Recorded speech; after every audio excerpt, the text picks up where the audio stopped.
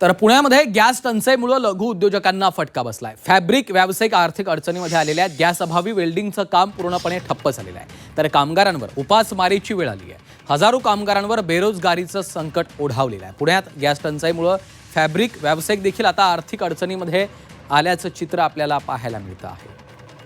Gas अभावी वेल्डिंगचं काम देखील पूर्णपणे ठप्प पडलेलं आहे आणि या परिस्थितीचा आढावा घेतलेला आहे आमचे प्रतिनिधी हेमंत चापुडे यांनी।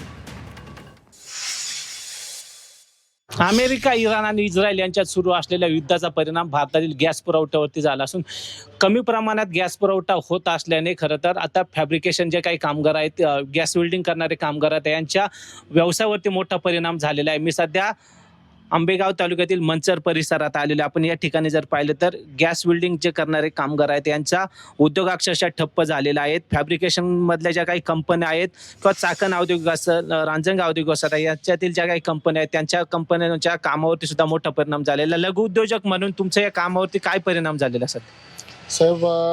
कोणत्याही गोष्टीचा परिणाम आहे ना ह्या खालच्या स्तराच्या लोकांनाच भोगावा लागतो।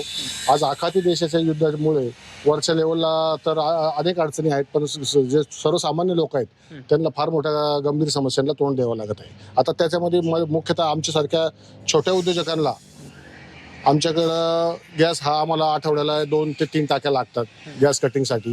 आम्ही छोट्या मोठ्या प्रमाणात शेतीची अवजारं दुरुस्त करण्याचं काम करतो, पण आज आमचा व्यवसाय ठप्प होण्याच्या मार्गावर आहे। एकंदरीत जर गॅस पुरवठाच झाला नाही तर हे लघु उद्योजक मोठ्या अडचणीत सापडणार आहेत।